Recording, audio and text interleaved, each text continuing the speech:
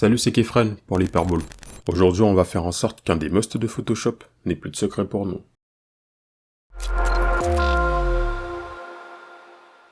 Alors pourquoi masquer? Eh bien, en quelque sorte, c'est pour effacer, sans vraiment effacer. Ce petit photomontage est composé de 4 calques. 3 en réalité. Le décor, la photo et le texte love. Ok, disons que nous voulions supprimer une partie du haut pour laisser apparaître la photo. Nous pourrions utiliser la gomme, que je vais sélectionner, et tenter de passer sur mon texte. La gomme supprime uniquement les pixels. Or, un texte n'est pas fait de pixels sur Photoshop. Il est fait de manière vectorielle. Le logiciel va donc demander de pixeliser le texte, que je vais accepter, ok, et ensuite passer sur mon haut. Le contre-coup de cette méthode, c'est qu'elle est destructive. Une fois que j'ai passé ma gomme, les pixels en dessous sont perdus. À moins de faire plusieurs étapes retour en arrière, récupérer le haut est impossible. Et c'est contre-intuitif par rapport aux possibilités du photomontage. CTRL ou commande Z pour annuler. Maintenant, nous allons utiliser le masque de fusion, que je vais appliquer au calque texte. Je vais me positionner sur la vignette du masque et sélectionner le pinceau, puis la peinture noire.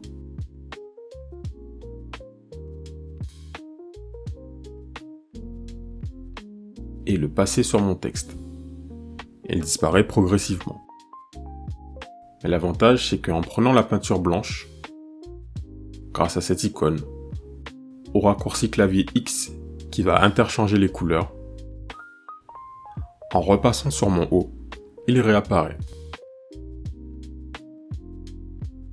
C'est en synthèse tout l'avantage du masque. À défaut de la suppression, il va simplement cacher des parties du calque. Toute action faite sur un masque avec la couleur noire va obstruer la visibilité, et toute action faite avec le blanc va permettre cette visibilité. C'est comme ça que j'ai rapidement réalisé l'effet.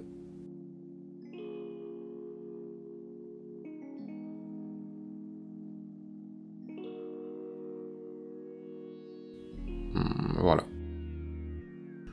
Voici l'application de mon masque visible en passant sur son mode, qu'on verra dans quelques instants. Si vous déplacez votre calque auquel est rattaché le masque, il suivra. Notez aussi que lorsque vous cliquez sur le masque, par défaut, vous n'avez que deux couleurs possibles, le blanc ou le noir.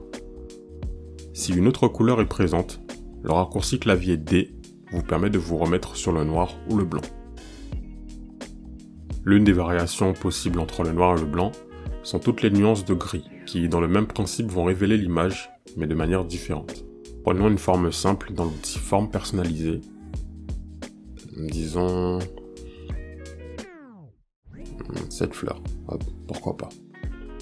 Nous allons l'agrandir en maintenant Alt Shift pour ne pas la déformer et en tirant sur le coin.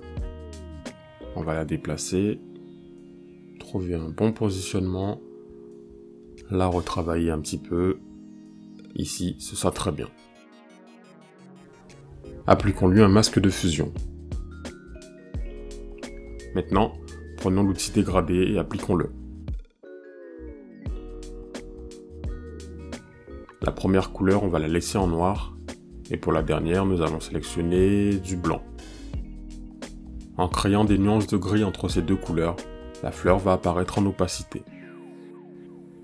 Même principe, plus il y a des zones blanches dans le dégradé, plus la fleur apparaîtra, et vice versa.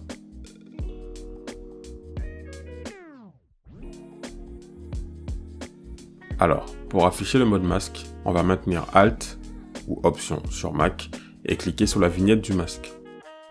C'est utile pour corriger le masque avec cet exemple, où je vais remplacer rapidement le ciel en le sélectionnant et en appliquant un masque de fusion.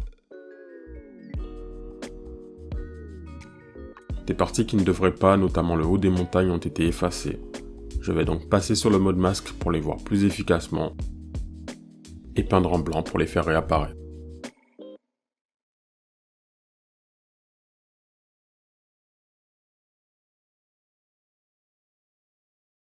Le masque a également des propriétés, comme environ tout dans Photoshop, qui vous permettront de le retravailler. Si vous n'avez pas ce panneau, il se situe dans Fenêtre, Propriétés, que vous pouvez glisser et déposer. La première propriété est le contour progressif, qui, comme son nom l'indique, agira sur les contours du masque. Plus la valeur sera haute, plus les contours seront floutés. Pour ce cas, la valeur de 4 sera très bien. Autre propriété est la densité. C'est simplement le niveau d'apparition du masque. En l'abaissant totalement, le masque disparaît.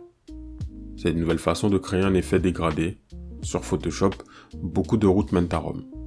La preuve avec cette autre façon d'accéder à des paramètres un peu plus avancés de votre masque, en se plaçant sur la vignette, clic droit, sélectionner et masquer. Vous pouvez à ce moment-là jouer sur différents paramètres, comme le décalage de contour, le contraste, etc.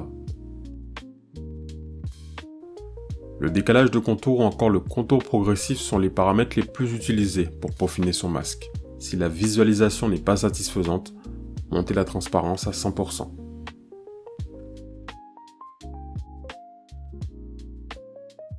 OK quand vous êtes satisfait. Dans mon cas, ce sera annulé. OK, petit exercice pratique qu'on va réaliser afin de voir toutes les possibilités qu'offre le masque de fusion. Vous pouvez le réaliser en même temps que moi. Toutes les images utilisées sont disponibles dans la barre de description, comme par exemple la photo de ce modèle. On va la détourer, comme elle a un fond blanc, avec l'outil de sélection d'objets. Vu que le modèle se démarque assez bien du fond, la sélection devrait se faire de manière très correcte. Voilà. Étant faite, on va lui appliquer le masque de fusion. Notre modèle est maintenant détouré. Nickel. On va maintenant importer notre pattern de décor avec un glisser-déposer. Et on va ajuster la taille, toujours en maintenant Alt-Shift pour ne pas déformer notre image. La première manipulation possible sur le masque de fusion est tout simplement le dupliquer. Pour cela, on va maintenir Alt ou Option sur Mac et faire un glisser-déposer comme ceci. Comme vous le voyez, le masque du modèle s'est appliqué sur le pattern de décor. Les deux sont rattachés et liés. CTRL ou Commande Z pour annuler et revenir à notre situation de départ puisqu'on va explorer une autre possibilité. Là, on ne va plus le dupliquer mais carrément le transférer. Cette fois-ci, on maintient CTRL ou Commande et on fait le glisser-déposer.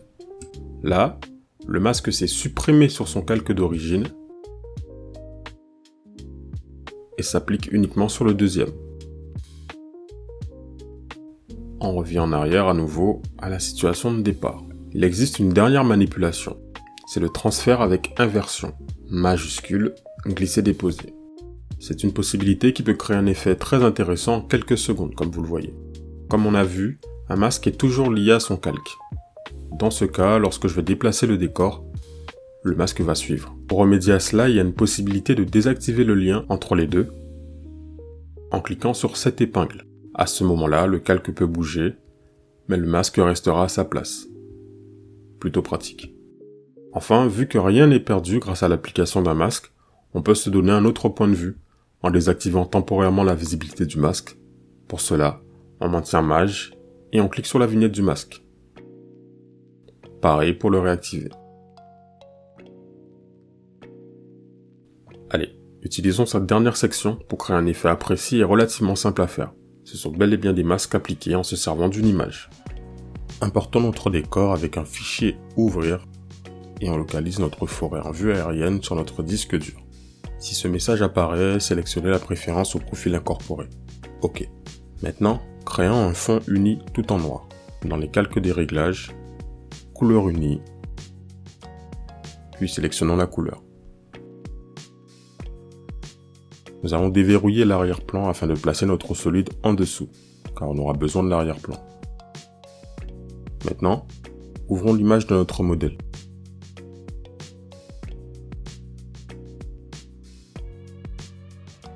Nous allons déverrouiller son calque pour détourer le personnage. L'outil de sélection devra faire l'affaire.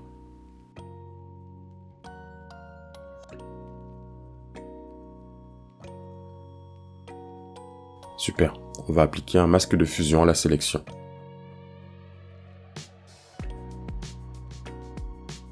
On peut revoir un petit peu les différentes leçons du masque. Je vais passer dans son mode et repeindre en blanc pour faire réapparaître des zones supprimées, comme cette partie du cou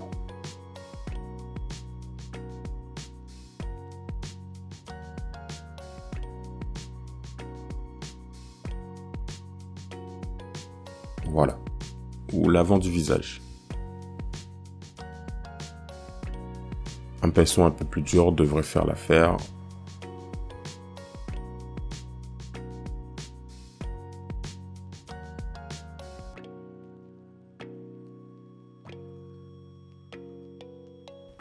Une fois satisfait de mon détourage, on va appliquer une option du masque, c'est de le rendre définitif. Avec un clic droit sur la vignette, appliquez le masque. À ce moment-là, la vignette disparaît. Il faut utiliser ce recours lorsqu'on est sûr du résultat que l'on souhaite, car il est définitif. Très bien, on va créer un nouveau calque que l'on va placer en dessous et remplir de noir avec l'outil pot de peinture. Et on clique sur la composition. On va sélectionner les deux calques en cliquant sur l'un, Shift, puis en cliquant sur l'autre, et maintenir CTRL ou commande E pour les fusionner. Maintenant, on va sélectionner l'ensemble de notre composition avec un CTRL ou commande A et la copier avec un CTRL ou commande C. On va revenir sur notre forêt de sapin et appliquer un masque de fusion à son calque. On va se placer sur la vignette du masque et passer en mode masque. On sait comment faire maintenant. Alt ou Option, puis clic. Et on va coller avec un CTRL ou commande V notre composition avec notre modèle. On va la manipuler avec un CTRL ou commande T. Et tirer sur les coins en maintenant Alt Shift pour ne pas déformer notre modèle comme d'habitude. Disons qu'on le place comme ceci, c'est très bien. Entrez une fois satisfait. La magie va opérer tout simplement en cliquant n'importe où, dans la fenêtre des calques par exemple. Voilà, notre modèle a servi de masque pour la forêt. Il n'y a pas trop de contraste à cause du manque de lumière, on va se placer sur le masque et maintenir CTRL M pour faire apparaître la fenêtre des courbes. Maintenant on va glisser le curseur des blancs un peu vers la gauche. Voilà, pour rehausser les teintes claires. Voilà, notre effet est terminé. C'est la fin de notre vidéo, vous venez de voir les possibilités qu'offrent les masques de fusion. J'espère qu'elle vous a été utile. Si c'est le cas, n'hésitez pas à vous abonner pour recevoir toutes nos prochaines vidéos. À très bientôt, bye bye.